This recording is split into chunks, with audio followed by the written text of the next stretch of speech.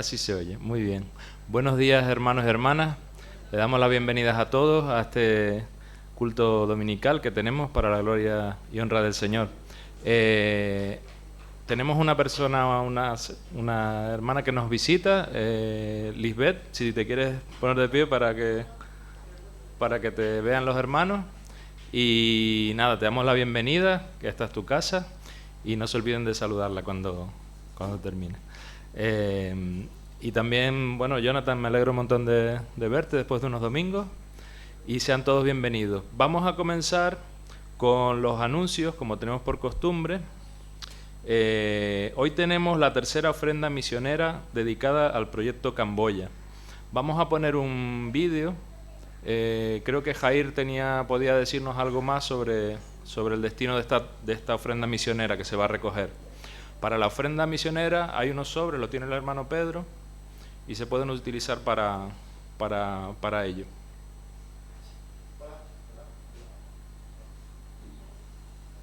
Hola. Sí. Bueno, pues esta chica que vais a ver en este vídeo de andar por casa es un vídeo que nos han hecho especialmente para nosotros. Bueno, lo he tenido que recortar porque duraba como unos cuantos minutos más y iba a hacerse un poquito largo. Pero esta chica se llama Ramona. Los que habéis mandado niños alguna vez al campamento, ha sido monitora de alguno de vuestros hijos, y en 2021 se casó con un chico de Camboya después de hacer un par de viajes misioneros allí, y con donativos de España mayoritariamente han levantado allí un colegio en una aldea pequeñita en medio de casi la selva. O sea, no debe ser, para los que venís de Ecuador no debe ser muy diferente. Hay plataneros, las vacas, las gallinas corriendo por allí y por todos lados, ¿no? Las carreteras no están asfaltadas. Bueno, entonces allí decidieron hacer un proyecto para darle más oportunidades a los niños que estaban allí a través de la educación, y además pues empezar a hacer contactos y formar una iglesia.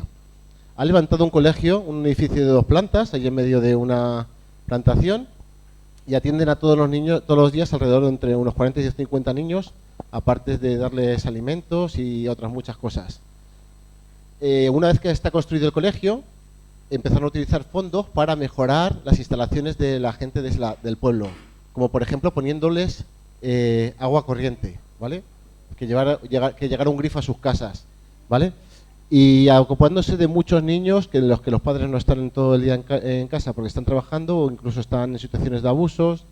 Y básicamente la gente de esa aldea vive en chabolas, techos de chapa, sujetos con 4 palos, una habitación donde duermen todos, con la cocina metida dentro, ¿no? Y es lo que hacen, ¿no?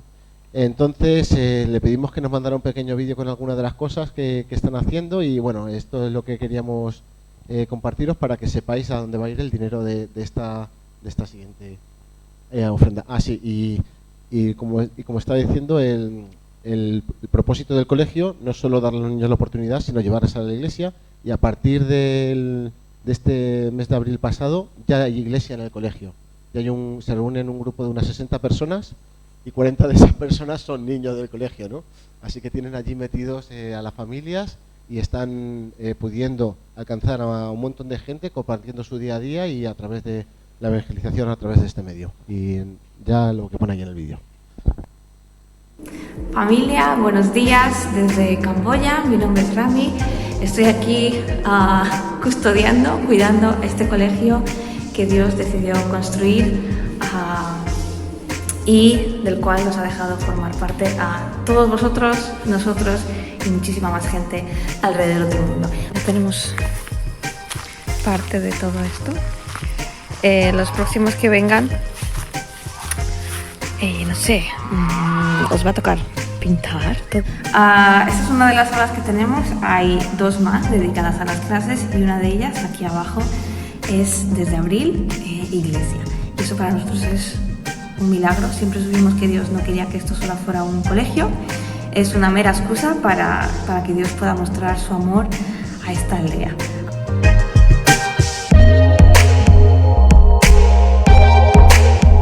Una bendición, porque la verdad es que la necesidad más grande aquí que tenemos ahora mismo es personal, manos que quieran estar aquí, aunque sea 5, 10, 20 días. Lo que necesitamos es gente, ayuda humana.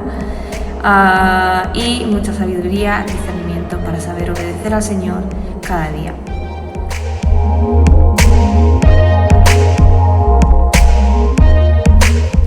Gracias a Dios el colegio está construido y entonces ahora mismo siempre nos estamos dedicando a mejorarlo, tanto por dentro como por fuera. El mes pasado ya terminamos, bueno, menos del mes pasado, ahora una semana, terminamos el muro. Eso era algo muy costoso.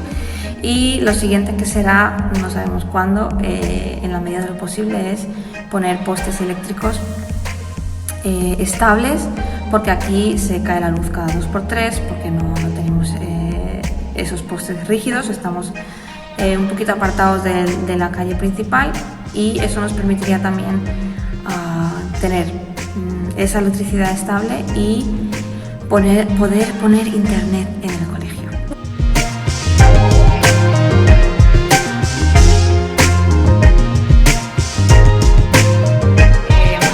Así que una de las maneras donde ellos tienen un contacto directo con Dios es aquí, en la iglesia, y la otra manera es a través de todo el tiempo que pasamos juntos con ellos. Muchas veces vienen a casa a comer y hablamos con ellos de Jesús. Vienen a estudiar la Biblia, a hacer devocionales a algunos niños, y ellos van teniendo preguntas. La verdad es que al pasar todos los días tiempo con ellos, acaban compartiendo sus problemas, acaban abriendo su corazón, acaban llorando, abrazando y empiezan a tener preguntas sobre, oye, vuestro Dios, ¿qué es lo que hace? Si yo decidiera creer, ¿qué es lo que tengo que hacer? ¿No? Entonces, enseñamos a Jesús a través del tiempo que pasamos con ellos, y luego la iglesia es un punto muy importante. Yo creo que me ha quedado claro, espero, y si no, mi teléfono está a disposición de Alicia, de Jair, cualquier cosa, si queréis saber más noticias, podéis pasarle el teléfono a Alicia, y a través de un grupo de difusión de WhatsApp que tenemos, pues siempre llegan las cartas, algunas noticias, los vídeos.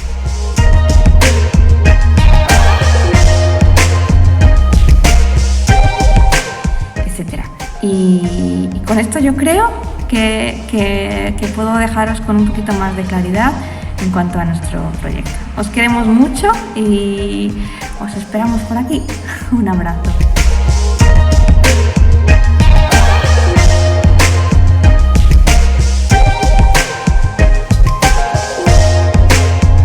Lo que teníamos pensado en esta fase, que es todo este lado y aquel, y ya conecta con el portón grande, entonces esto es infranqueable.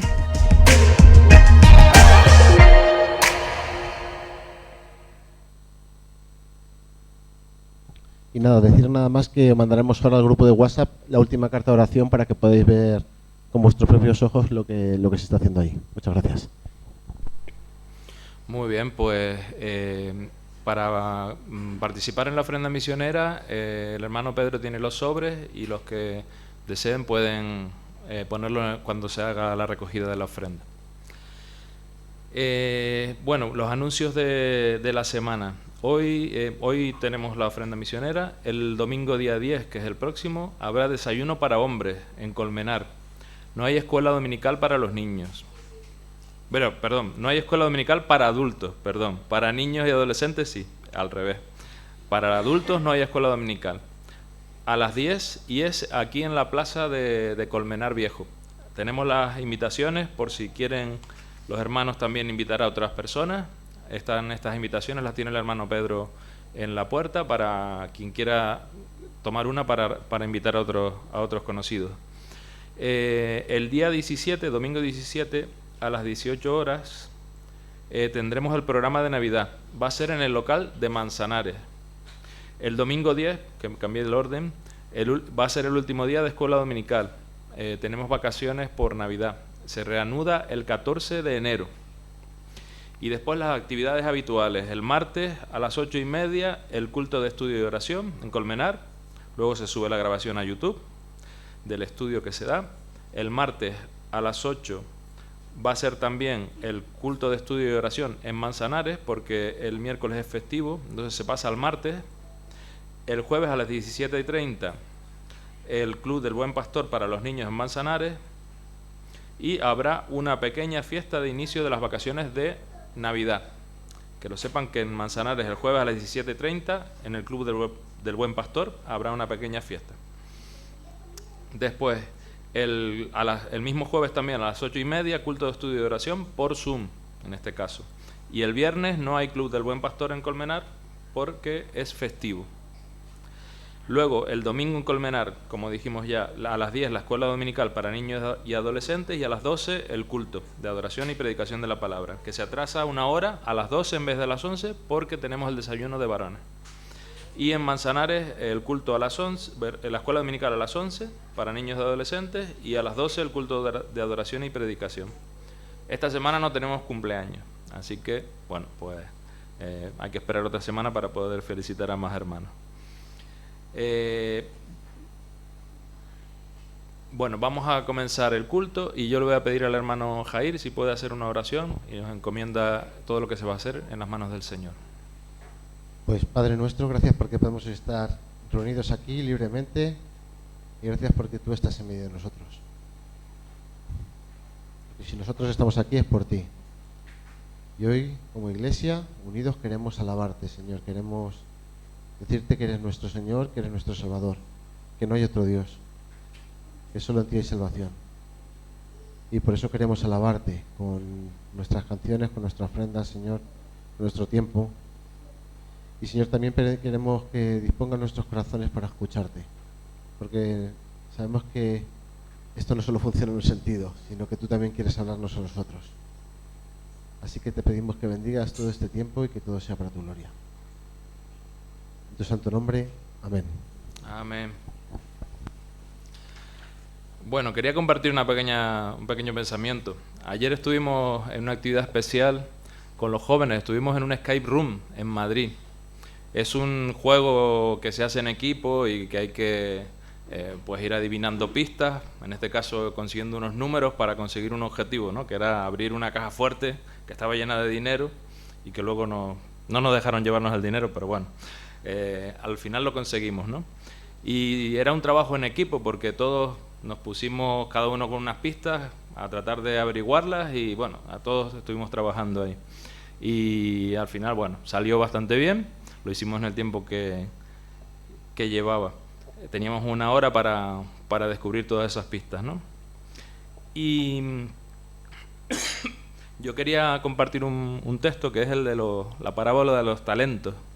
Dice así en el libro de Mateo: porque el reino de los cielos es como un hombre que yéndose lejos llamó a sus siervos y les entregó sus bienes.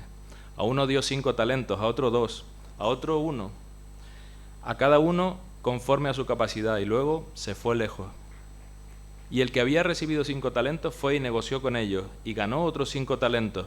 Asimismo, el que había recibido 2, ganó también otros 2, pero el que había recibido 1 fue y cavó en la tierra, y escondió el dinero de su señor, que le había dado su señor. Después de mucho tiempo vino el señor de aquellos siervos, y arregló cuentas con ellos, y llegando el que había recibido 5 talentos, trajo otros 5 talentos, diciendo: Señor, 5 talentos me entregaste, aquí tienes, he ganado otros 5 talentos sobre ellos. Y su señor le dijo: bien, buen siervo y fiel, sobre poco has sido fiel, sobre mucho te pondré, entra en el gozo de tu señor. Llegando también el que había recibido 2, dijo: Señor, 2 talentos me entregaste, aquí tienes, he ganado otros 2. Y también le dijo lo mismo: bien, buen siervo y fiel, sobre poco has sido fiel, sobre mucho te pondré, entra en el gozo de tu señor. Y después llegó el tercero. Y esto es curioso, una vez me tocó hacer del tercer, en una representación de teatro cuando era niño, me tocó hacer del tercer siervo, ¿no? Ese que llega y el que había recibido 1 talento dijo: Señor, te conocía que eres hombre duro, que ciegas donde no sembraste y recoges donde no esparciste, por lo cual tuve miedo y fui y escondí tu talento en la tierra. Aquí tienes lo que es tuyo. Le dio el talento, lo mismo que le había dado, se lo devolvió. Y ahí está la respuesta de ese señor de estos siervos, ¿no? Le dijo: siervo malo y negligente, sabías que ciego donde no sembré y que recojo donde no esparcí, por tanto debías haber dado mis dineros a los banqueros, y al venir yo hubiera recibido lo que es mío con los intereses. Quitadle pues el talento y dadlo al que tiene 10 talentos, porque al que tiene le será dado y tendrá más, y al que no tiene, aún lo que tiene le será quitado. Y al siervo inútil echadle en las tinieblas de fuera, allí será el lloro y el crujir de dientes. Y bueno, se preguntarán un poco por qué estos dos temas, ¿no?, conectados. El escape room de ayer que tuvimos, en el que estuvimos todos entusiasmados trabajando, y este de los talentos, ¿no? Es algo parecido, ¿no? El Señor les da unos talentos ese Señor les da a sus siervos unos talentos para que hagan algo con él.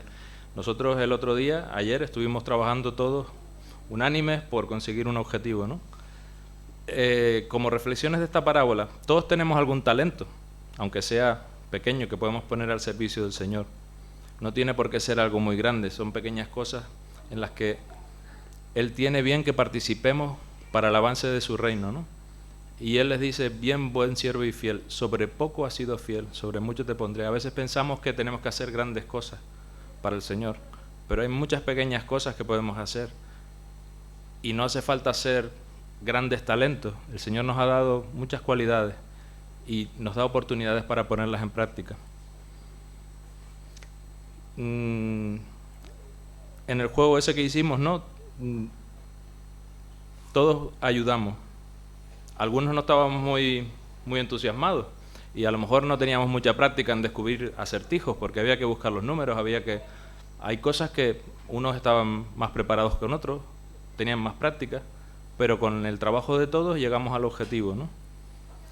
Y esa es un poco la reflexión. No seamos siervos negligentes, malos, aceptemos el reto que el Señor nos ha puesto de hacer avanzar su reino con los talentos que nos ha dado para su gloria.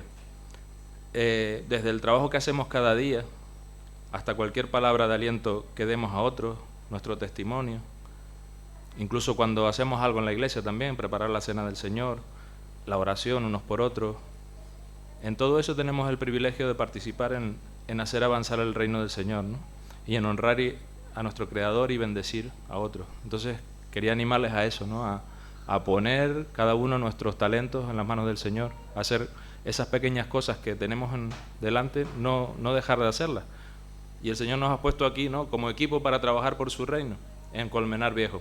Así que, igual que ayer en el escape room lo conseguimos, pues que el Señor también nos ayude a ponernos todos a trabajar por la obra del Señor, ¿no? Y vamos a pasar al tiempo de la alabanza. Le pido a los hermanos que vayan pasando, y terminaremos luego con el tiempo de la ofrenda. Como yo voy a estar aquí arriba, pues vamos a perdónenme que estoy bastante novato en dirigir cultos y a veces se me olvidan algunas cosas, pero tenemos que hacer la recogida de la ofrenda. Así que le voy a pedir a Patricia que busque una colaboradora para recoger la ofrenda hoy.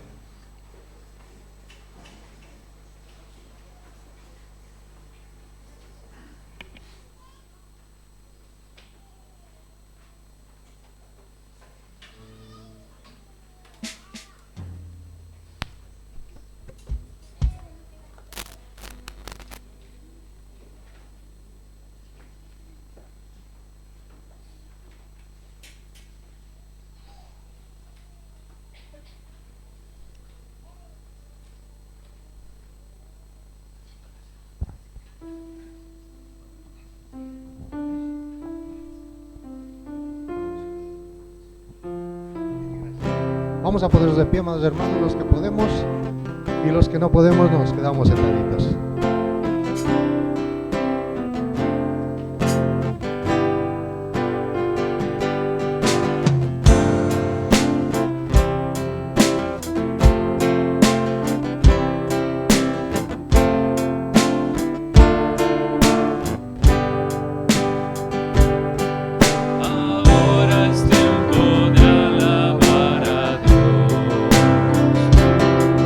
En la presencia del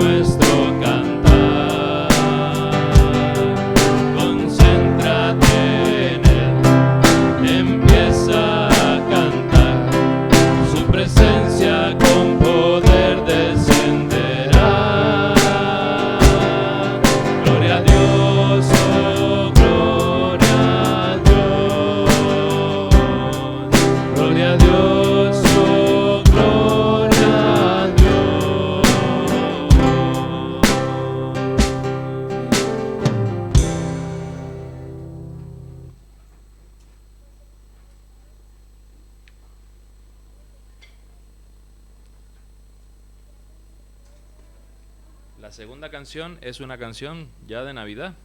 Vamos a ir preparándonos para este tiempo en el que celebramos algo muy importante para nosotros. Viene la Navidad. A veces pensamos que son las luces. Ayer veíamos las luces por Madrid ya encendidas, que son los turrones en los supermercados, todas estas cosas, todo el mundo está feliz. Pero nosotros sabemos por qué celebramos la Navidad, y es porque el Señor se hizo hombre, vino al mundo a salvarnos. No solo son los turrones, está muy bien, es muy bonito, pero nosotros celebramos el nacimiento del Señor hace 2023 años, y es lo más importante en nuestras vidas.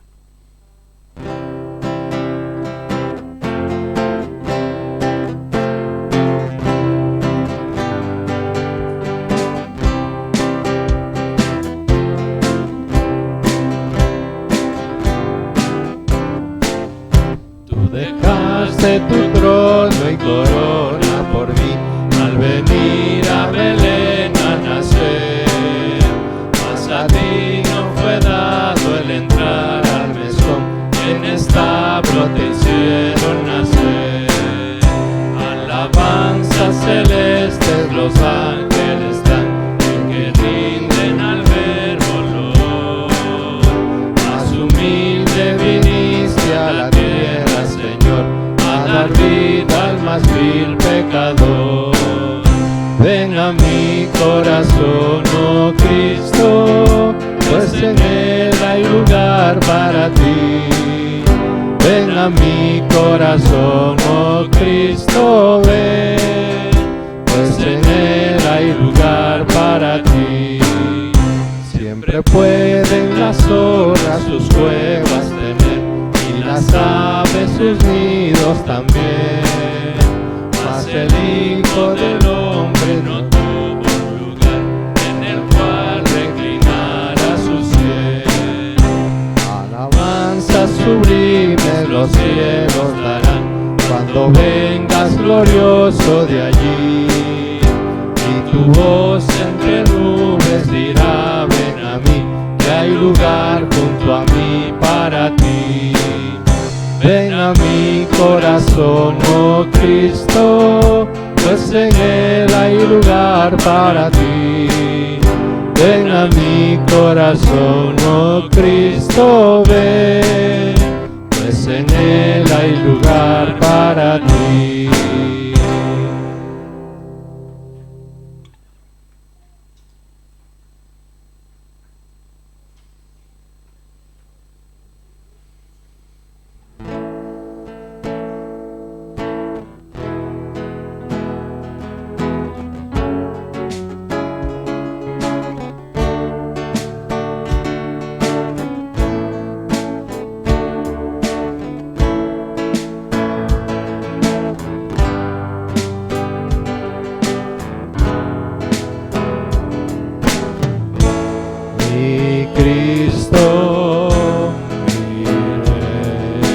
Nadie es como tú, toda mi vida quiero exaltar las maravillas de tu amor. Consuelo, refugio, torre de fuerza y poder, todo mi ser, lo que yo soy, nunca se enseña adorar. Canta al Señor toda la creación, honra y poder, majestad sean al Rey. Montes caerán y el mar rugirá al sonar de su nombre. Canto con gozo al mirar tu poder, por siempre yo te amaré y diré: incomparables promesas me das, Señor.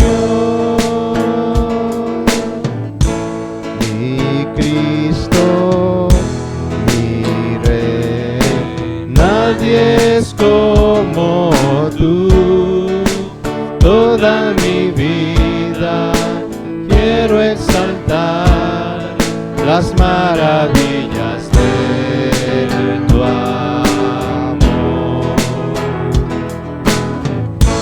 Consuelo, refugio, torre de fuerza y poder, todo mi ser, lo que yo soy, nunca cese de adorar.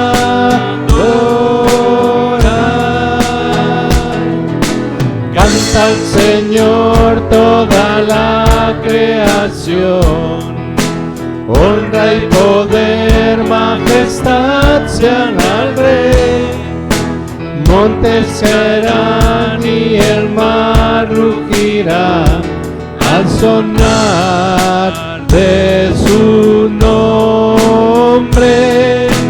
Canto con gozo al mirar tu poder, por siempre yo te amaré y diré: incomparables promesas me das, Señor. Incomparables promesas me das, Señor. Incomparables promesas me das, Señor.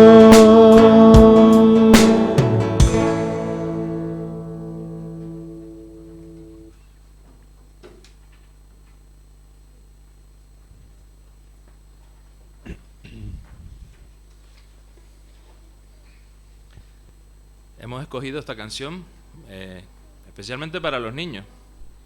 Yo tengo un amigo que me ama, me ama, me ama. Tú tienes un amigo que te ama. El Señor es nuestro amigo y Él está ahí esperando que nos acerquemos a Él.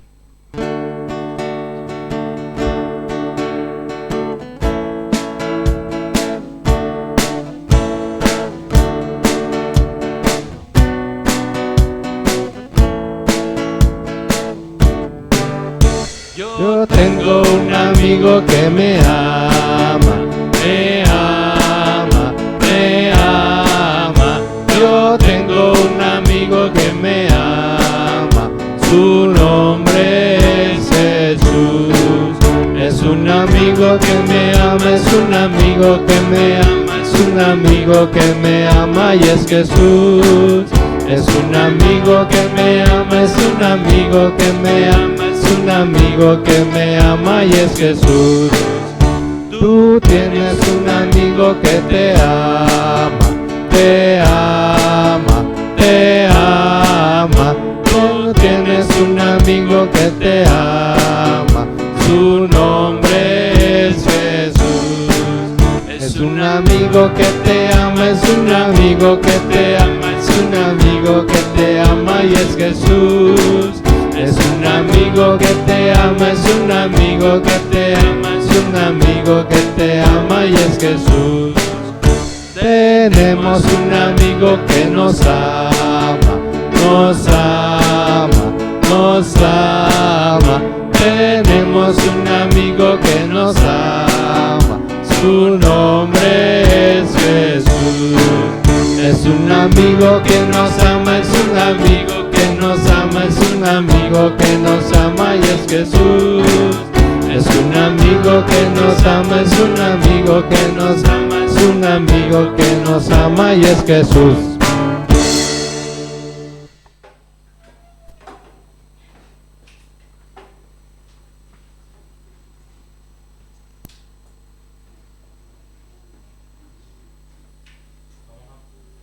Vamos a pasar ahora al tiempo de la Cena del Señor. Le pido a los hermanos que están encargados que pasen delante.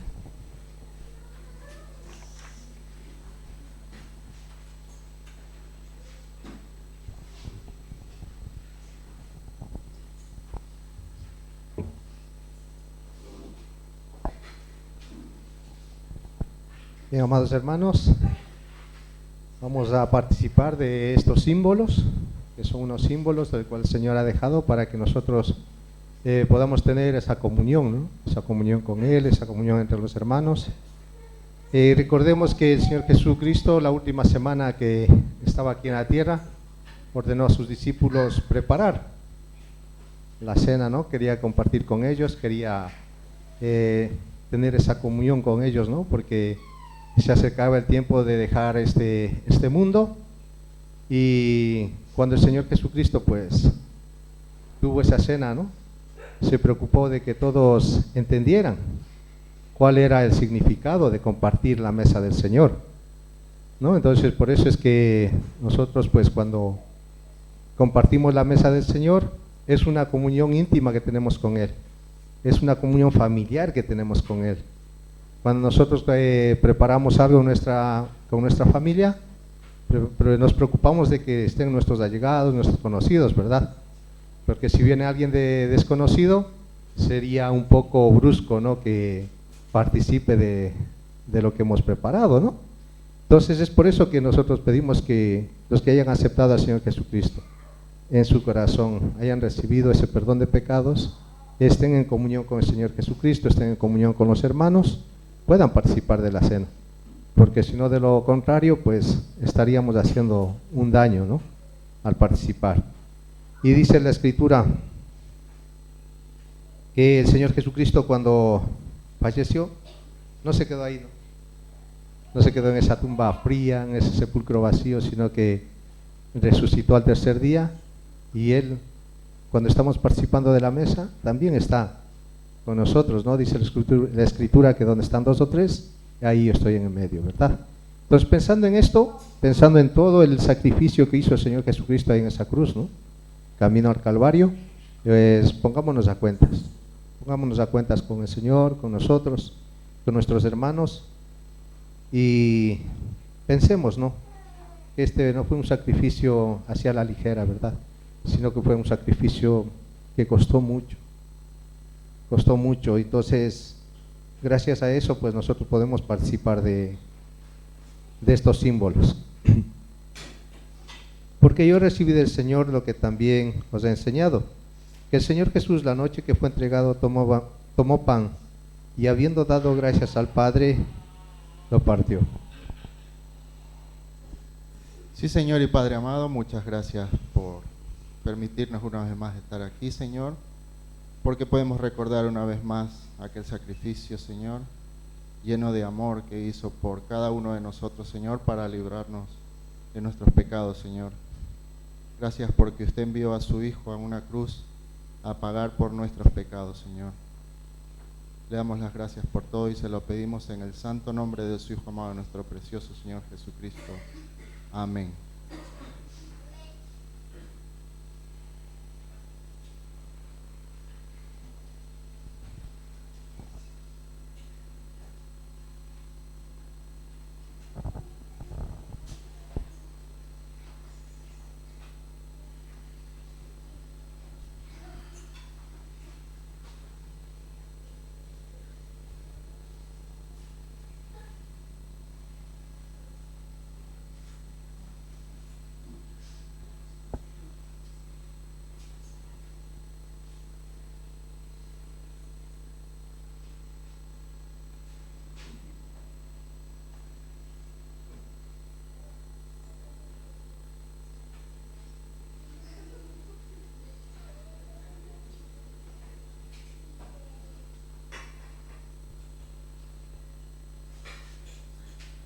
Y dijo: tomad, comed, esto es mi cuerpo que por vosotros es partido, haced esto en memoria de mí.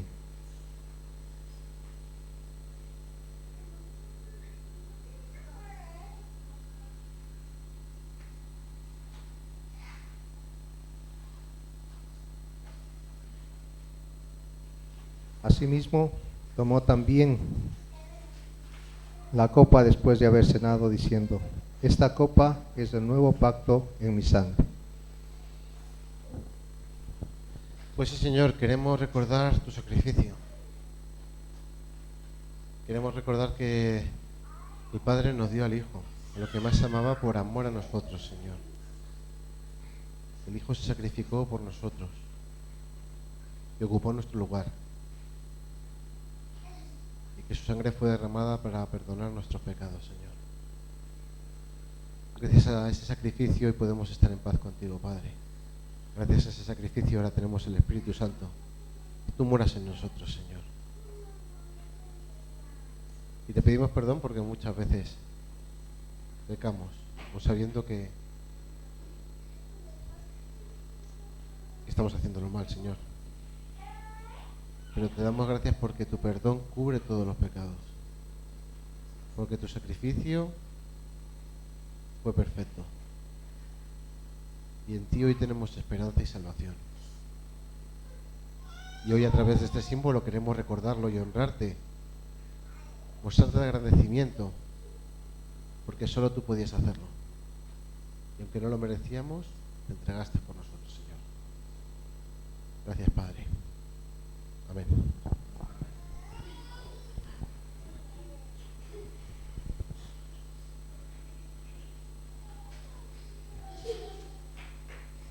De manera que cualquiera que coma de este pan y bebiera de esta copa del Señor indignamente, será culpado del cuerpo y de la sangre del Señor. Por lo tanto, pruébese cada uno a sí mismo y coma así del pan y beba de la copa. Porque el que come y bebe indignamente, sin discernir el cuerpo del Señor, juicio come y bebe para sí. Por lo cual hay muchos enfermos y debilitados entre vosotros, y muchos duermen.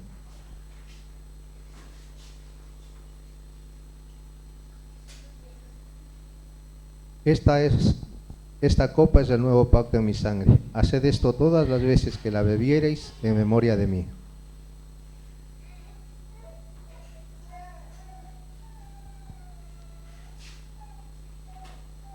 Así pues, todas las veces que comiereis este pan y bebereis esta copa, la muerte del Señor anunciáis hasta que Él venga.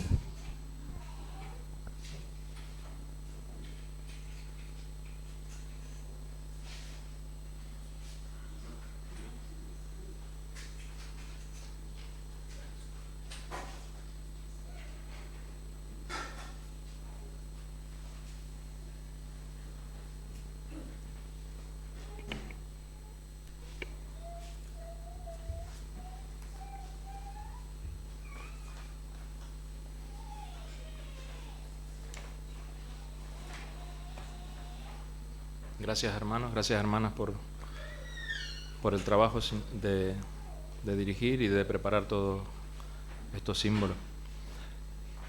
Vamos a pasar al tiempo de la predicación. Hoy antes van a pasar los niños a la guardería, a la clase que hoy la tiene el hermano José. Así que los niños hasta 6 años, 10 años, hasta 10 años pasan a la clase con el hermano José. Muy bien. Vamos a hacer una lectura. La predicación de hoy, el texto es Primera de Juan 5:18. Primera de Juan 5:18. Y tiene la palabra del ministerio hoy el hermano Carlos. Primera de Juan 5:18. Estamos llegando ya al fin del libro de Primera de Juan, que llevamos mucho tiempo estudiando. Dice así: sabemos que todo aquel que ha nacido de Dios no practica el pecado, pues aquel que fue engendrado por Dios le guarda, y el maligno no le toca. Vamos a hacer una oración y damos paso al hermano. Señor, te damos las gracias por poder estar en tu casa, por tener el privilegio y la libertad de reunirnos en tu nombre, y porque sabemos que según tus promesas tú estás aquí en medio nuestro, y te pedimos que prepares nuestros corazones, Señor, que quites todo lo que nos distrae, lo que nos preocupa, para poder centrarnos en tu palabra y en lo que tú has preparado para nosotros en esta mañana. Te pedimos también por los hermanos que no han podido venir, que tú les bendigas y les des también para sus necesidades. Y ahora, por el hermano que va a compartir, que tú lo uses, y gracias por todas tus bendiciones, por dejarnos tu palabra y por tu Espíritu Santo. En nombre de tu Hijo Jesús. Amén.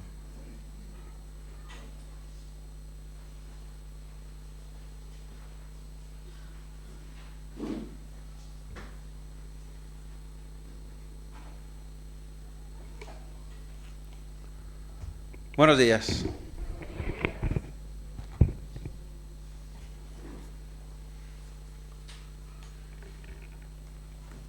¿Todo bien? Bueno, una pregunta que yo me hago muchas veces. ¿Para qué sirve todo esto? Cuando digo todo esto me refiero a ¿para qué sirve una predicación?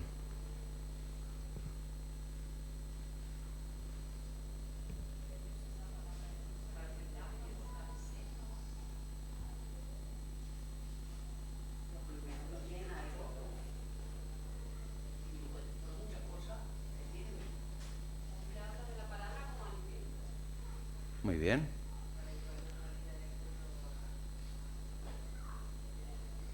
Vale. Entonces, si sirve para todo eso, lo primero que tenemos que hacerlo es ponerlo en práctica, ¿verdad? Y decir, cualquier predicación, esta es para mí. ¿Sí? No os ha ocurrido nunca decir, la predicación de hoy no es para mí, es para el que está detrás. Y el detrás decir, la predicación no es para mí, es para el que está detrás. Y el detrás decir, la predicación no es para mí, es el que está detrás, es para el que está detrás. ¿Y qué ha pasado al final? Que la predicación se ha ido por la puerta sin tocar a nadie. Sin que nadie se haya sentido gozoso por escuchar la palabra de Dios, sin que nadie se haya sentido fortalecido por escuchar la palabra de Dios. Estar aquí es una responsabilidad enorme. Y os lo digo totalmente en serio. Cuando, me imagino que los demás igual, pero cuando tengo que preparar una predicación, el texto está rondando en mi cabeza días y días. Y estoy en el trabajo y estoy pensando en Primera de Juan, capítulo 5, versículo 18. ¿Qué es lo que me dice a mí? ¿En qué me afecta personalmente? Porque si no me afecta a mí primero, mi mensaje poco puede afectar a los demás. Si no soy el primero que se siente tocado, los demás no lo van a sentir tampoco. Y os puedo garantizar que el versículo de hoy me lleva tocando durante mucho tiempo. Y espero que os toque a vosotros igual. Es palabra de Dios, no es palabra de Carlos. Es lo que Dios nos ha revelado, no es lo que yo digo.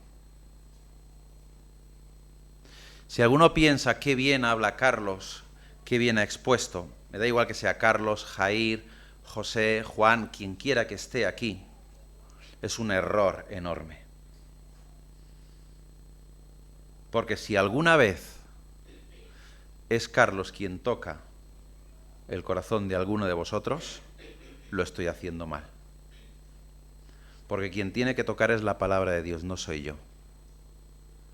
Soy un mero instrumento, somos meros instrumentos en manos del Señor. ¿Por qué digo todo esto? Vuelvo a repetir, porque estar aquí arriba, porque dar una predicación, porque exponer un texto de la revelación de Dios ante todos vosotros es una responsabilidad enorme. Nunca jamás pensé cuando yo entré por esas puertas, lo he dicho alguna vez, y me senté ahí donde está Andrés, pensé estar aquí arriba. Jamás. Pero el Señor pues nos pone a cada uno en nuestro sitio. ¿Por qué he preguntado que para qué sirve una predicación? Porque espero que en esta mañana la palabra del Señor os hable a cada uno, como me ha hablado a mí, y os ponga en la posición de decir, Señor, cuánto ignoraba de ti. Señor, cuán poco sabía de tu misericordia. Y a lo mejor puedes llevar 20, 30, 23 años, creo que ya va para 23 años cumplirá este julio. No, 24 cumplirá este julio próximo, los años que llevo en el Señor. Años de estudio, años de preparar predicaciones, de preparar para los jóvenes, de preparar para los estudios de los martes. Y cuando llego a este versículo me doy cuenta de que aún me falta muchísimo. Pero bueno, no vamos a centrarnos en eso, vamos a centrarnos en el texto. Y vamos a ir a desgranar el texto que en esta mañana tenemos. Es Primera de Juan capítulo 5 y versículo 18. Y quiero que salgamos de aquí con una noción muy clara de lo que la palabra de Dios nos dice en estos versículos. Hoy vamos a ver aquí tres afirmaciones que Juan nos da. Y tres afirmaciones que son importantes, y como empieza diciendo, sabemos, importantes que sepamos, que tengamos claro, que no haya ni un atisbo de duda en ellas, que seamos capaces de entender perfectamente lo que el Señor nos está diciendo a través de Juan. Hay ciertas cosas en el Nuevo Testamento que no hay discusión posible. Una de ellas es que Jesús es Dios. No hay discusión posible. No solamente porque Carlos lo diga, sino porque la palabra nos lo dice. Felipe le dice a Jesús, muéstranos al Padre, ¿verdad? ¿Y qué le dice Jesús? ¿Tanto tiempo hace que estoy con vosotros que aún no me has reconocido? ¿Y qué más dice Jesús? Porque el Padre, yo y el Padre somos uno. Y luego vemos cómo en las epístolas se nos vuelve a repetir, Jesús es Dios. No solo el Hijo de Dios, sino que es Dios. Y esa es una de las cosas que no hay duda ninguna. La otra es que Jesús, ¿qué es lo que hizo?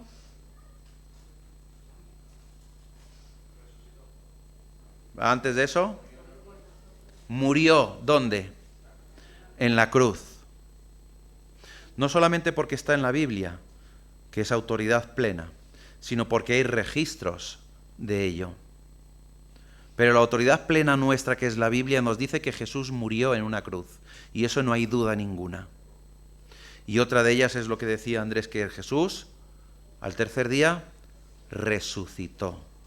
Y no hay duda ninguna de ella. Porque eso está revelado por Dios. Y hay cosas en el Nuevo Testamento acerca de las cuales no hay discusión ninguna. Hay cosas que están establecidas, hay cosas que son dogmas de fe, hay cosas que son doctrinas fundamentales para nuestra vida espiritual, para nuestro crecimiento como hijos de Dios. No podemos ponerlas en duda en ninguna manera. Versículo 19 de este mismo capítulo dice, sabemos que somos de Dios y el mundo entero está bajo el maligno. Esto es otra cosa que sabemos perfectamente, que no hay duda. Juan nos dice en su Evangelio, mas a todos los que le recibieron, a los que creyeron en su nombre, ¿qué les dio? De ser hechos. Por lo tanto, si creemos en el Señor Jesús, somos, y no hay duda ninguna. Y por ende somos salvos. No hay duda ninguna en ese aspecto. Hay otros muchos puntos que pueden ser discutibles. No digo que no. Hay muchos puntos que podemos debatirlos, que uno puede pensar una cosa, el otro puede pensar otra cosa, pero que no son útiles para nuestra salvación y para nuestra edificación. Un ejemplo tonto que pongo muchas veces, ¿Adán y Eva tenían ombligo? Pues mira, ¿qué quieres que te diga? No lo sé. Tampoco voy a entrar en discusiones si tenían o no tenían ombligo. No lo sé. Pero hay cosas que tienen discusión, que podemos pues pensar de una manera, de otra y demás. Pero siempre hay cosas que tenemos que sacar de esas discusiones y que tenemos que decir que son ciertas, ciertísimas. Nosotros no vivimos con teorías, vivimos con certezas. Y la certeza es algo que es verdad, que está establecido porque es verdad. Ahora, si no somos capaces de ver esas verdades absolutas en este versículo, verdades establecidas y que no tienen discusión ninguna, entonces hemos malentendido todo el mensaje de la epístola de Juan. Estamos terminando Juan, primera de Juan. Estamos en los últimos 4 versículos. Si en este momento, en el versículo 18 del capítulo 5, no somos capaces de establecer esos principios verdaderos, de decir esto es verdad absoluta, es que no hemos entendido el mensaje de Juan. Las predicaciones sirven precisamente para eso, para intentar hacer entender esas cosas, para demostrar que la palabra de Dios es verdad absoluta, que no nos engaña. Esta mañana en la escuela dominical veíamos que Dios es inmutable, no cambia. Y la palabra de Dios es inmutable, no cambia. No hay duda en ella. Ahora, el problema que hemos tenido y que hay es el siguiente. Hoy vamos a hablar del cristiano y el pecado. ¿Cuál es tu idea de pecado? ¿Qué es el pecado?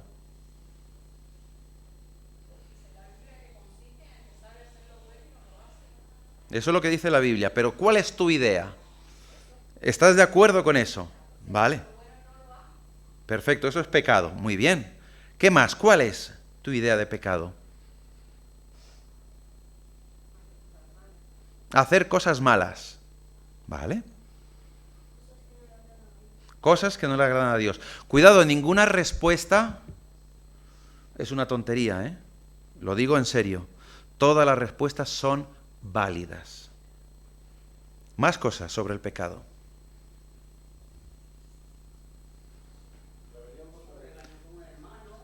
Rebelión contra Dios, regañar contra un hermano. Bien, pues ya hemos visto algunos aspectos de lo que es el pecado, de lo que pensamos que es el pecado. Ahora, pregunto, ¿cuál es mi posición con referencia al pecado? Soy creyente, hijo de Dios, ¿cuál es mi posición? Mejor dicho, ¿cuál es mi condición con respecto al pecado?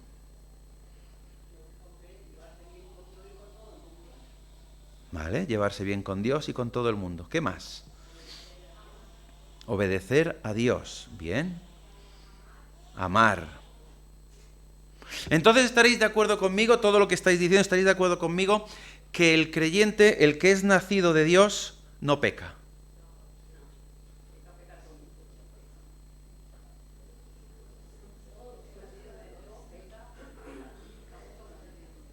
¿Qué nos dice este versículo? ¿Cómo? ¿Y eso qué significa? ¿Y eso qué significa? Eso es lo que vamos a ver hoy, ¿vale? El problema es que este tema del cristiano y el pecado ha sido un tema que ha tenido muchísima confusión, que se ha predicado, que se ha enseñado de manera muchas veces errónea, que ha tenido mucha controversia y que ha sido el resultado de muchas doctrinas erróneas en cuanto al creyente y en cuanto al pecado, en cuál es la posición y la condición del creyente con respecto al pecado. No sé si conocéis, hay muchas doctrinas por ahí, pero hay una doctrina que no ayuda en nada en esto de cuál es nuestra condición y posición con el pecado. Y es la doctrina del perfeccionismo. ¿Sabéis en qué se basa? En 2 únicos versículos de la Biblia. En 2 únicos versículos de la Biblia. Y esos versículos de la Biblia les da pie a dar esa doctrina del perfeccionismo. Uno es este, el que estamos viendo en esta mañana. Primera de Juan, capítulo 5 y versículo 18. Y el otro es Primera de Juan, capítulo 3, versículo 9, que dice algo muy, muy parecido a esto. Dice: todo aquel que es nacido de Dios no practica el pecado, porque la simiente de Dios permanece en él y no puede pecar porque es nacido de Dios. Claro, ese versículo 9 es su base fundamental. Dice, es que no solamente que no practica, sino que dice que no puede pecar. Pero el problema viene cuando pretendemos dar esas doctrinas erróneas. Y esto del perfeccionismo es una doctrina errónea. ¿Por qué? Porque lo que nos está diciendo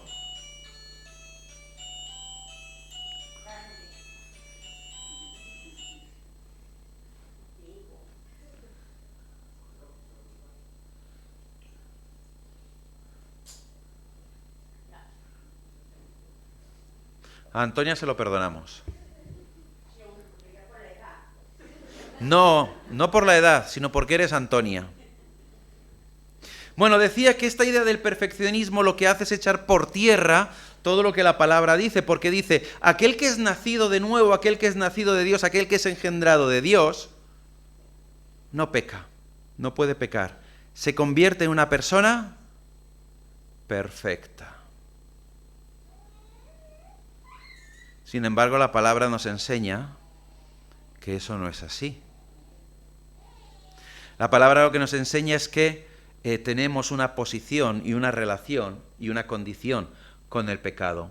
Y esta doctrina se apoya muchísimo en esa interpretación errónea de ese versículo, sobre todo del versículo 9 del capítulo 3 de Primera de Juan. Ahora, entender que hemos dicho muchas veces desde aquí arriba, desde ahí abajo, en estudios, en escuela dominical, comentando con algunos hermanos, con algunas hermanas, infinidad de veces lo hemos dicho, que no hay nada peor y no hay nada más peligroso que sacar un texto de su contexto. Y por tanto, dar doctrinas y dogmas de fe basados en ese texto sin leer lo que le precede ni lo que viene después. Porque entonces lo que estamos haciendo es una interpretación a mi medida, una interpretación errónea de lo que realmente la palabra de Dios nos está diciendo. Y no es así. No podemos sacar un texto de su contexto, porque cuando lo hacemos, entonces a partir de ahí sacamos doctrinas que no son bíblicas, doctrinas que no tienen nada que ver con la palabra de Dios, doctrinas que van a aumentar nuestro ego, porque puedo dar una doctrina y decir, oye, mira, es que esto es lo que dice y por esto, por estas palabras, esto y lo demás, y entonces esto es así, porque lo dice la Biblia. Y todos, oh, qué gran sabiduría la de Carlos. Sin embargo, estoy dando un mensaje erróneo, una interpretación errónea de un solo versículo, sin tener en cuenta lo que se nos dice antes y lo que se nos dice después. Y este es el caso de este versículo 18 de Primera de Juan 5.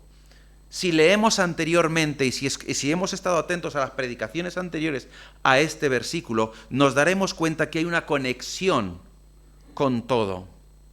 Pero no solamente eso, sino que nos vamos a dar cuenta que la Biblia está conectada desde Génesis 1:1 hasta Apocalipsis 22:21. Hay una unidad, una conexión absoluta, donde no hay inmutabilidad ninguna, donde no hay duda ninguna, y que toda la Biblia apunta hacia el mismo lugar, hacia el mismo sitio, la cruz de Jesús. Y eso no hay duda ninguna. Pero si empezamos a sacar textos de su contexto, entonces daremos doctrinas que no se ajustan a la verdad bíblica. Y llegaremos, como también se nos dice en la palabra de Dios, a negar que Jesús es el Hijo de Dios. Y os quiero decir una cosa, eso está pasando. Y no es broma. Está pasando ya. Donde ya hay muchos que niegan que Jesús sea el Hijo de Dios y sea Dios mismo. Y son verdades absolutas.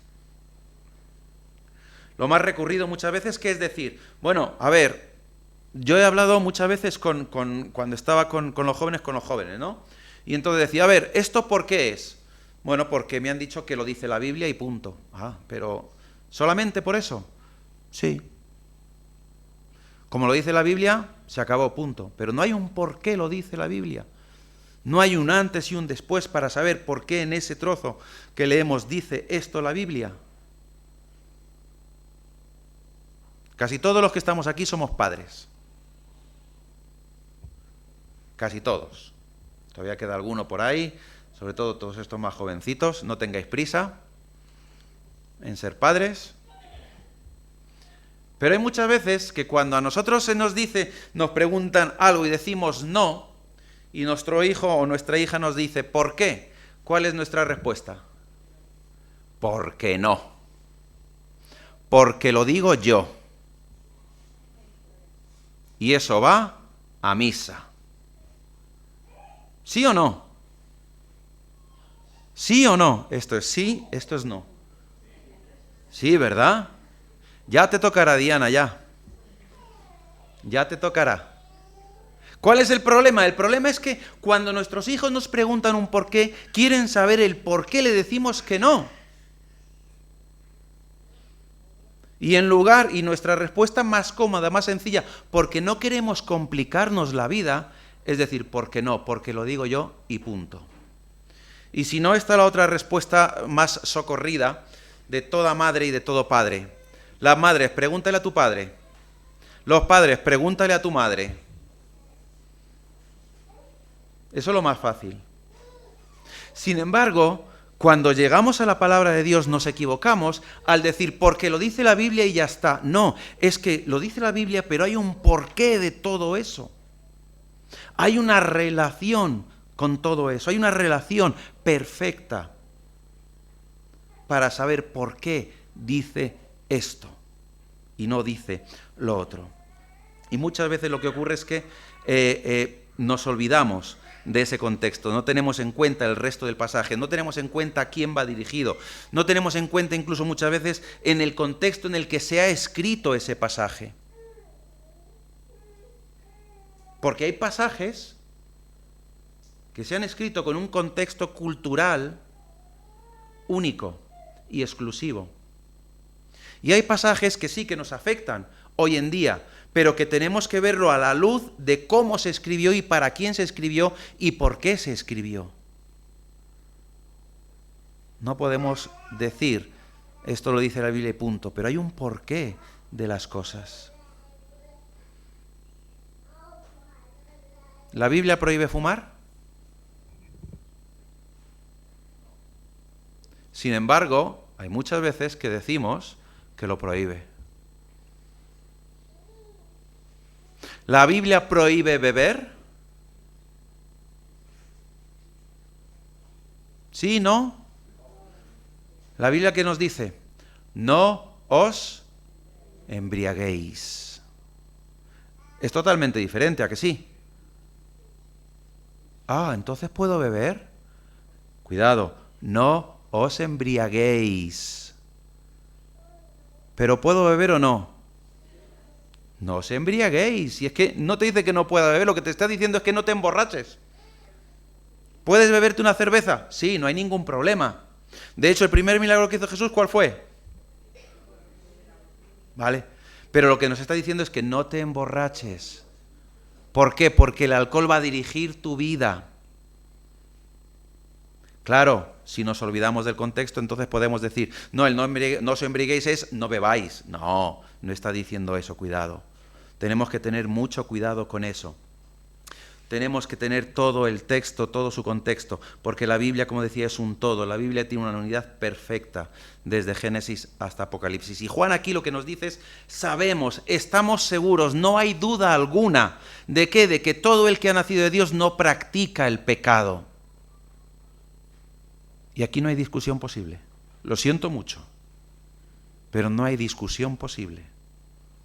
Ahora, ¿qué es lo que sabemos realmente? ¿Qué es lo que Juan dice sabemos? ¿Y a quién le está escribiendo para decir sabemos? ¿Quiénes sois vosotros que recibís la carta que Juan os dice sabemos? Pues son gente, son creyentes que sabían perfectamente. Hace ya un año más o menos, qué casualidad, más o menos, me tocó predicar sobre 1 de Juan capítulo 3 versículo 8, que dice: el que practica el pecado es del diablo, porque el diablo peca desde el principio. Para esto apareció el Hijo de Dios, para deshacer las obras del diablo. Estuve hablando sobre la práctica del pecado y no sé si os acordáis, hace un año evidentemente, seguramente no os acordáis, pero lo que estuvimos viendo es qué es practicar. Y practicar, lo que vimos es que es realizar varias veces algo que se ha aprendido para adquirir habilidad o experiencia en ello. Aquí Juan está diciendo que no practica el pecado. No, lo que no está haciendo es realizar varias veces ese pecado que se ha aprendido para adquirir habilidad encima en ese pecado. No practica el pecado. Realizar de forma habitual o continuada determinada acción o actividad. Usar o ejercer algo continuamente, ejercitar, poner en práctica algo que se ha aprendido o especulado, ensayar, entrenar, repetir algo varias veces para perfeccionarlo.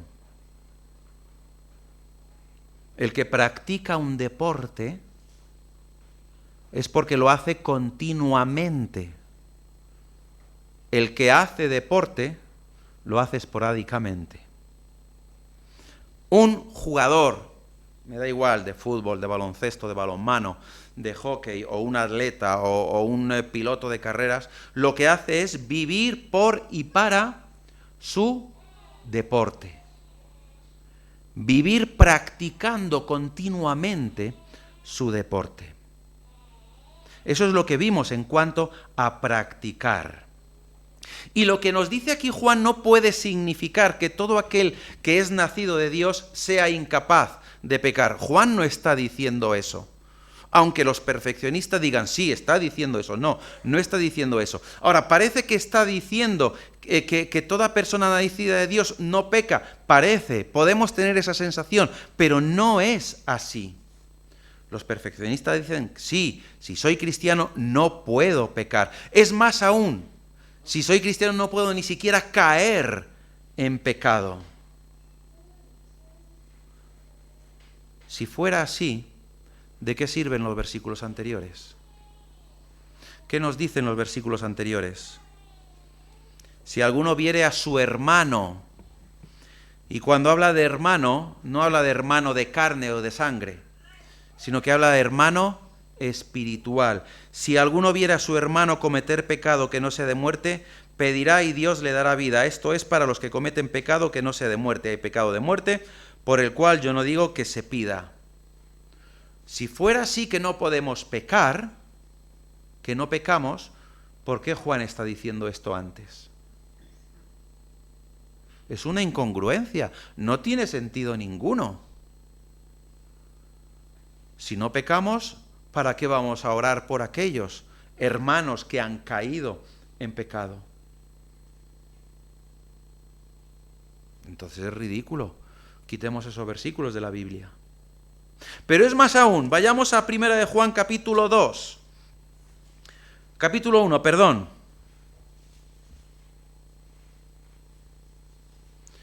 No, capítulo 2, versículo 1. Hijitos míos, estas cosas os escribo ¿para qué? Para que no pequéis. Nuestra condición como creyentes, como hijos de Dios, es no pecar.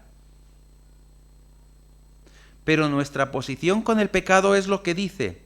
Y si alguno hubiere pecado, abogado tenemos para con el Padre, a Jesucristo el justo.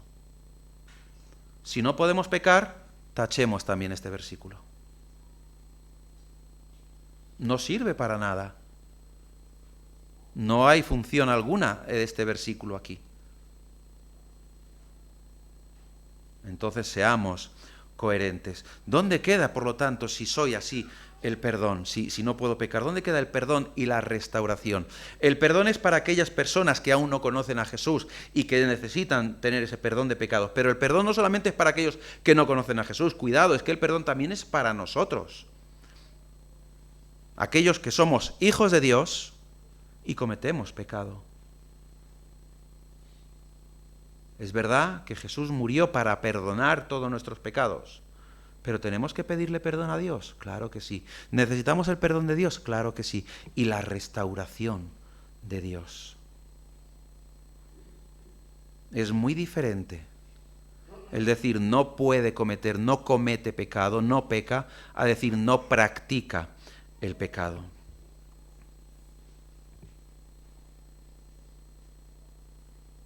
Hemos nacido de Dios. ¿Eso es verdad? ¿Por qué? Porque hemos creído en el Señor Jesús. ¿Verdad? En este mismo capítulo, el versículo 1 nos dice: todo aquel que cree que Jesús es el Cristo es nacido de Dios. Por lo tanto, pasamos a ser familia de Dios.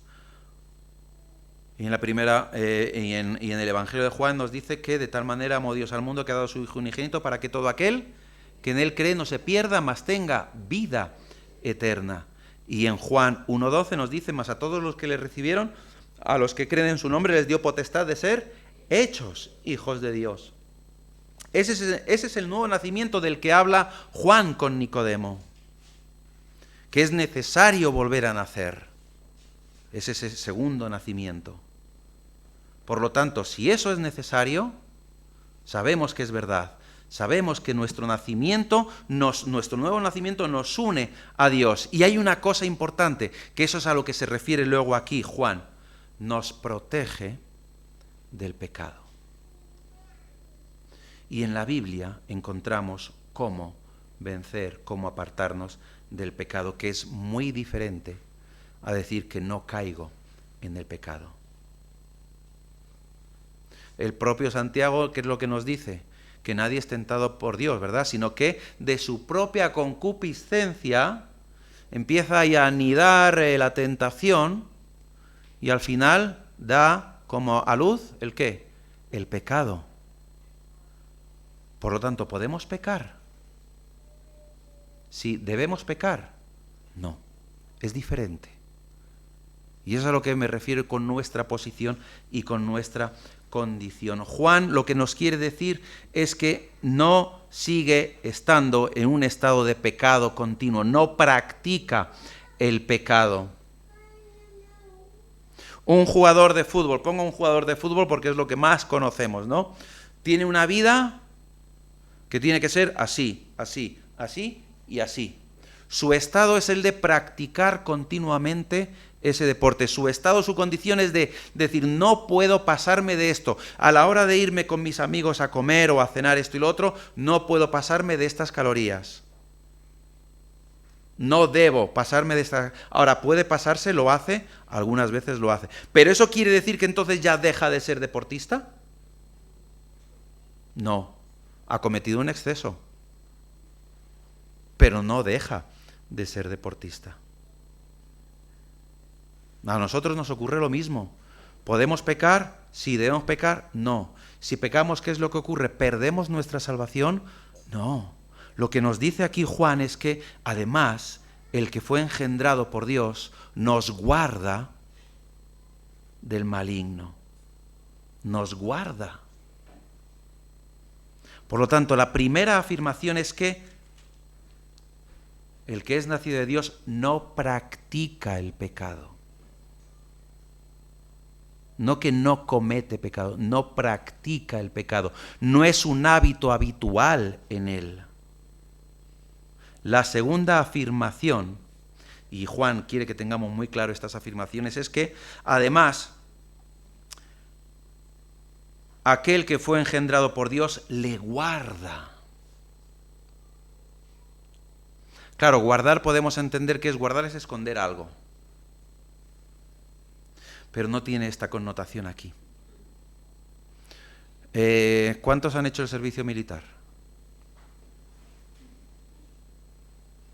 Oh, tenemos una militar aquí. Cuando estás de guardia, ¿qué es lo que ocurre, Laura? ¿Puedes dormirte? Cuando estás tú de guardia, allí en la garita, no puedes, ¿verdad? No puedes y no debes. ¿Y cómo tienes que estar?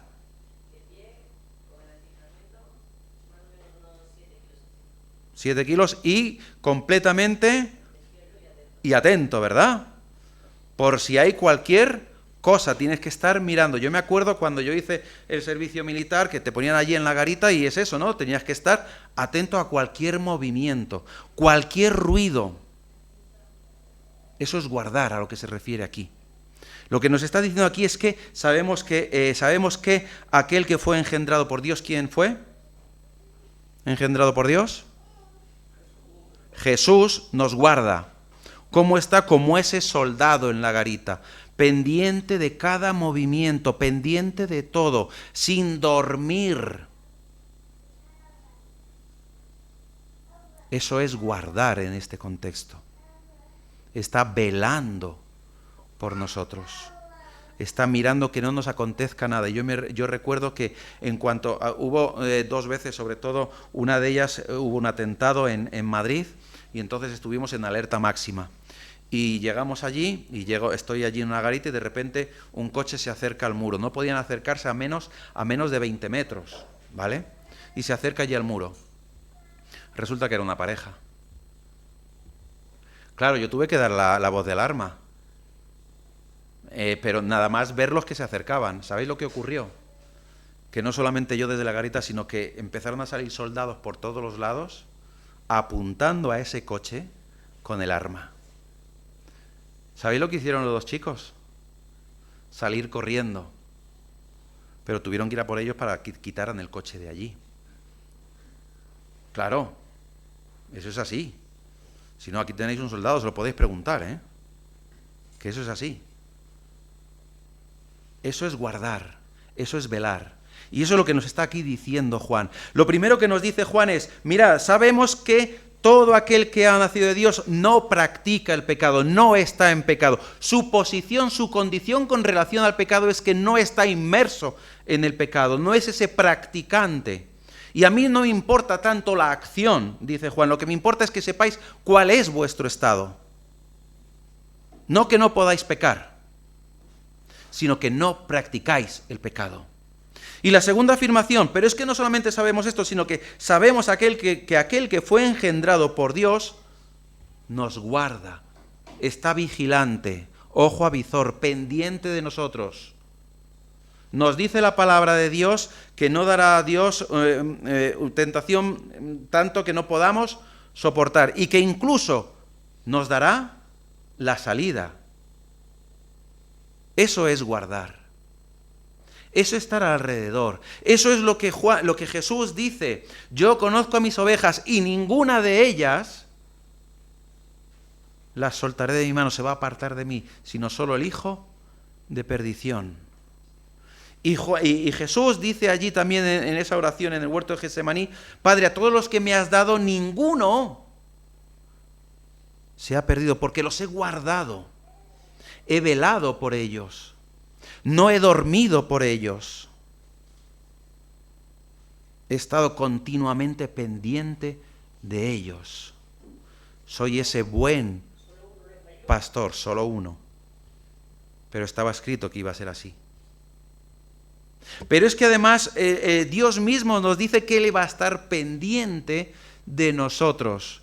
Dice en un pasaje que cuántas veces he querido reunir a mis hijos como la gallina reúne a sus polluelos bajo sus alas.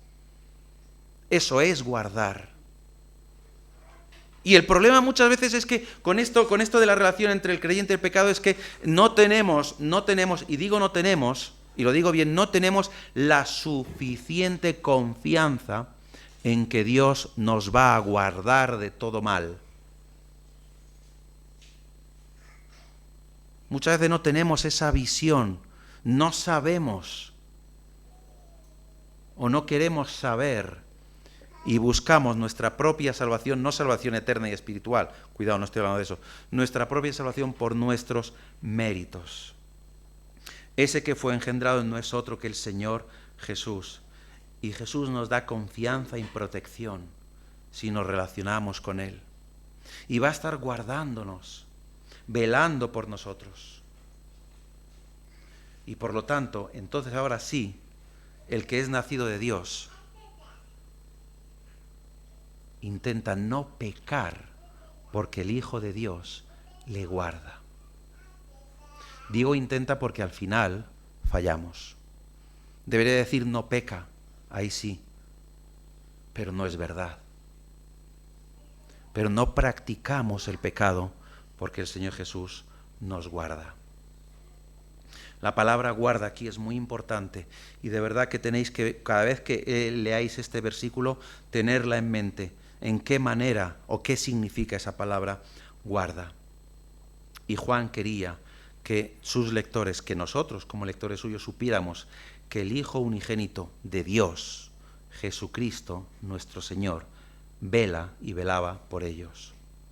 Los guarda en ese sentido, en el de no dormir. Ahora tenemos que estar seguros, saber lo que Juan nos dice con respecto a esto. Saber que Cristo nos guarda a pesar de nuestras circunstancias. Romanos capítulo 8 y versículos del 36 en adelante son unos de mis versículos preferidos en ese aspecto. Como está escrito, por causa de ti somos muertos en todo momento, en todo el tiempo. Somos contados como ovejas de matadero. Antes, en todas estas cosas, y esto es la gran noticia, la gran maravilla, antes en todas estas cosas somos más que vencedores. ¿Sabéis qué? Hemos vencido al maligno. Hemos vencido a Satanás, porque Cristo lo ha vencido.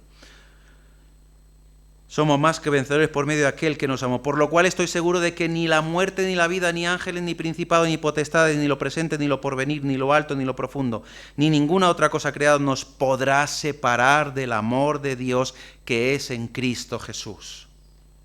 Nada nos puede separar. Otra enseñanza errónea. El creyente pierde su salvación. No, nada nos puede separar de Dios. Como padres y madres, si nuestros hijos hacen algo que no nos agrada, le echamos de casa. Pierden el título de ser hijos de. ¿Por qué? Porque los amamos. ¿Cuánto más Dios? ¿Cuánto más Dios? Nada nos puede separar del amor de Dios que es en Cristo Jesús. En Cristo tenemos victoria sobre el maligno y no tenemos que tenerle miedo. Hay muchos que dicen, no, hablar del diablo, hablar de Satanás, no, yuyu, miedo, cuidado, no, a ver si... No, perdóname. Es que yo le he vencido porque Jesús le ha vencido. Y como yo, mi relación con Jesús es la que es, y como soy hijo de Dios, por lo tanto he vencido también al maligno. Él ya no puede enseñorearse de mí. Y aquí viene la tercera afirmación. El maligno no le toca.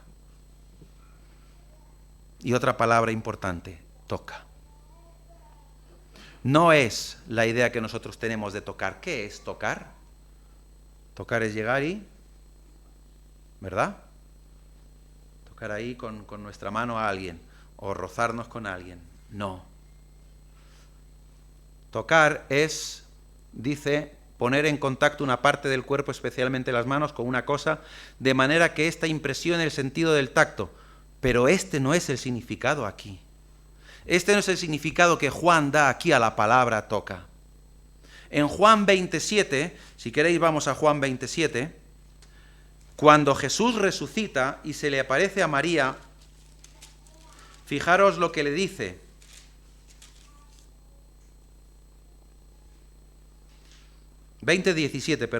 No he visto el 1. Jesús le dijo, no me toques, porque aún no he subido a mi Padre. Mas ve a mis hermanos y dile, subo a mí y a vuestro Padre, a mi Dios y a vuestro Dios. ¿Qué es lo que está aquí diciendo Jesús? No me toques no me roces con tu piel, con tu mano. No, lo que aquí está diciéndole Jesús es no te aferres a mí, porque tengo que subir a mi Padre. No te agarres a mí, porque aún no he subido a mi Padre. Y eso es aquí lo que está diciendo Juan. El maligno no le toca, el maligno no se aferra a él, no le agarra, no le atrae hacia él. Porque hay alguien que vela por mí, que me guarda, que está conmigo continuamente. Porque soy hijo de Dios. Y como hijo de Dios que soy, Dios mismo está velando por mí. Jesucristo está velando por mí. Por lo tanto, el maligno no puede tocarme, no puede asir de mí, no puede agarrarme, no puede llevarme otra vez con él, porque ya le he vencido, ya no tiene dominio sobre mí. ¿Puede tentarme? Sí. ¿Puede hacerme infeliz? Sí. ¿Desdichado? Sí. ¿Tratar de llevarme a sus dominios? Sí, pero no lo va a conseguir porque soy de Dios, soy de Cristo, Hijo de Dios. Y nada puede separarme del amor de Dios que es en Cristo Jesús. Nada ni nadie, y menos Satanás, porque ha sido vencido. No lo digo yo, Como vuelvo a repetir, no lo digo yo. Apocalipsis capítulo 12 y versículo 11. Y ellos le han vencido por medio de la sangre del Cordero y de la palabra del testimonio de ellos, y menospreciaron su vida hasta la muerte. Aquí está hablando, versículo 10, entonces oí una gran voz en el cielo que decía, ahora ha venido la salvación, el poder y el reino de nuestro Dios y la autoridad de su Cristo, porque ha sido lanzado fuera el acusador de nuestros hermanos, el que los acusaba delante de nuestro Dios día y noche. Y ellos le han vencido por medio de ¿qué? De la sangre del Cordero y de la palabra del testimonio de ellos. ¿Cuál es la sangre del Cordero? La sangre de Jesús. Por lo tanto, el diablo, Satanás, ya no puede agarrarme, no puede llevarme a sus dominios. Juan capítulo 3, versículos del 16 en adelante.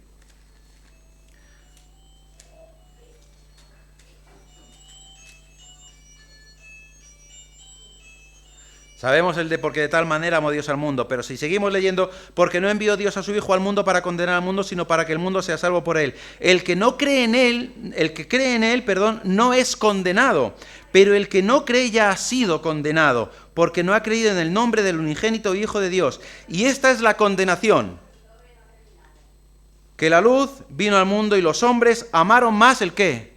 Las tinieblas que la luz, porque sus obras eran malas. Estaban en el poder de las tinieblas. Al nacer, al ser hechos hijos de Dios, pasamos de tinieblas a luz. Y andamos en luz porque Dios es luz. Dios es amor, pero Dios es luz. Por lo tanto, que no os engañen. Que no os digan que no. Juan nos dice, sabemos que el que es nacido de Dios no practica el pecado, porque aquel que fue engendrado por Dios, que es Jesús, le guarda, y el maligno no le toca. Como digo, nos puede tentar para que caigamos, pero no seremos dominados por él. La primera cosa que sabemos es que somos nacidos de Dios, que no continuamos en pecado. Y la segunda cosa que sabemos es que el Hijo de Dios tiene los ojos puestos en nosotros, que nos guarda y nos protege. Esa misericordia y esa gracia de Dios derramada sobre nosotros. Y la última afirmación es que el maligno no nos toca, no puede volver a llevarnos con él. ¿Seremos tentados por Satanás? Sí, pero no le pertenecemos, porque no practicamos el pecado. No tenemos que tenerle miedo. Podemos resistir y desafiarle, porque Cristo nos guarda. Esa es la certeza de estar fuera del alcance de Satanás, fuera del alcance del dominio del pecado, porque pertenecemos a Dios. Amén.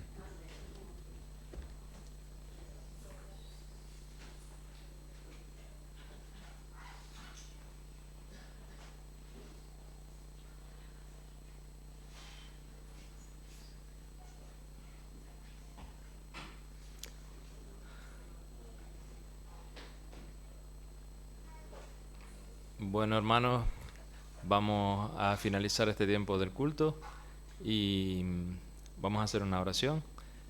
Y también luego no se olviden de saludarse unos a otros, a las personas que nos visitan hoy. Sepan que están en su casa. Y vamos a orar.